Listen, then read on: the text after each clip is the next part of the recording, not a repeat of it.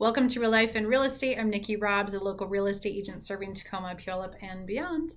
And today I'm talking to sellers. If you are thinking about selling your home, even if you have sold your home before, if you are thinking about selling your home anytime after August 2024, there are some changes that you need to know about. However, I do want to qualify that if you are listening to this in August 2025, it is very likely that more changes have already happened, and so you should check in with me. Here's what's going on.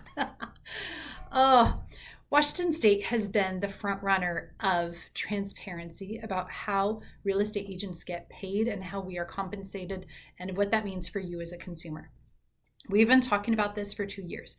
We have changed our forms almost every 6 months for the last 2 years in an effort to have greater and greater transparency for you as a consumer. None of this is happening to benefit real estate agents, promise you. It's making our systems a little bit, anytime you change something every 6 months, it takes a little while to get used to it. And so our systems have had to change, our ways of doing business have had to adjust.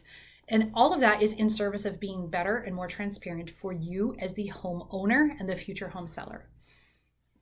So if you're going to list your home, and say I'm chatting with you this week, anytime after August 17th.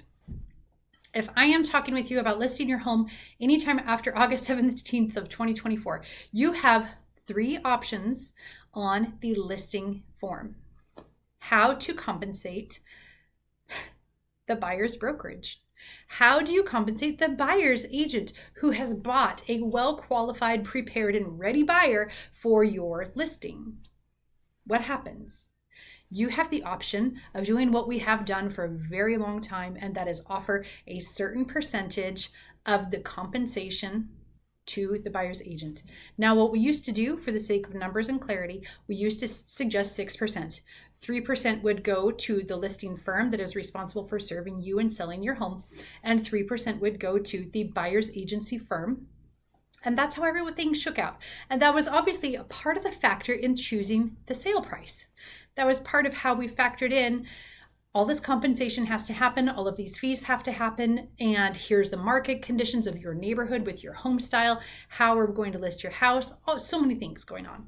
But compensation was part of that conversation. We can continue to do that. And we can continue to have that kind of a structure in the sale of your home.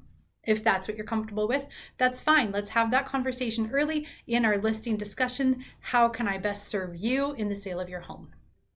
Now, another option is that there is a flat fee. And again, that flat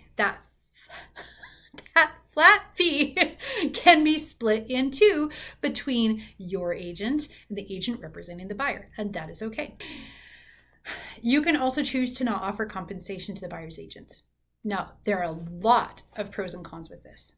It is a fairly new option that some people have tried out already. I've already had one. I've had one other sale where this was a discussion that we seriously had, and so I'd love to tell you about that in person and how that played out in the sale of that property. But I want you to have the full amount of education on this, as much as you want to have, because there is some pretty serious pros and cons for this. You need to know what you're doing. If the buyer's agent, something that they can do is negotiate their compensation in the offer. So if we are offering very little to no compensation to the buyer's agent as our listing agreement, they could come in and simply ask for more compensation than what you and I agreed on. So they would need to bring that in their offer, in their paperwork, and then that is something that we would discuss on a case-by-case basis. So what you see now is that we can continue to offer buyer's agency compensation in our original listing agreement. We can offer nothing to the buyer's agent, and we can tell them we would like you to advocate for yourself and to put it in the offer. So those are the 3 options that we have currently. There are 3 choices in the listing agreement. I want to have this conversation early and often, because when you are listing your house, you are taking on such a large amount of work between needed repairs, needed updates. You may be looking for a new place, or you've already found the new place. And for many of my clients, they've actually already moved. I deal with vacant houses quite a lot. And so your absolute bottom number and the listing price is a conversation we need to have early. We need to know, how are we being compensated? What are you hiring me to do? What you're hiring me to do is to not just list your house and put it on the MLS. That is the most basic. And some people, that's the only service that they need. But you're also hiring me for my negotiation skills, for being able to bring you education as is needed, but also to make sure that your best interests are represented at every single part of the transaction. You're hiring me for the paperwork and the legal stuff and, things things that are important, that are a part of this process. And honestly, it's much better left to professionals. I don't handle divorces, and thank goodness I am not a lawyer, right? I would leave that to professionals. I don't draw up estates. That I leave that to professionals. And I definitely don't deal with title. Listen to my podcast about title and escrow, because that is just such a niche service, and it's a very important service that they do, but it is something that is best done with repetition so that they are familiar and frequent, going back into those forms, back into those needed processes. That's why they excel at what they do, and that's why I don't do it. I like to do this. I love to sell houses. I love to help people in that emotional journey of buying and selling homes. There's so much going on in a listing agreement, and there's so much paperwork when you're preparing to sell a house. I would really like the chance to sit down with you one-on-one, face-to-face with these forms, so that you have the time to ask questions, so that we have the time to have discussions and make sure that you know that this is what I'm signing and this is how we're going to get to our goals. Here's my top, here's my bottom, here's my in-between. That way I can advocate for your best interest with all of my effort and all of my time and all of my energy, and you know what you're buying and what you're hiring me to do. So I know this was short and sweet, but sellers, you do have options right now.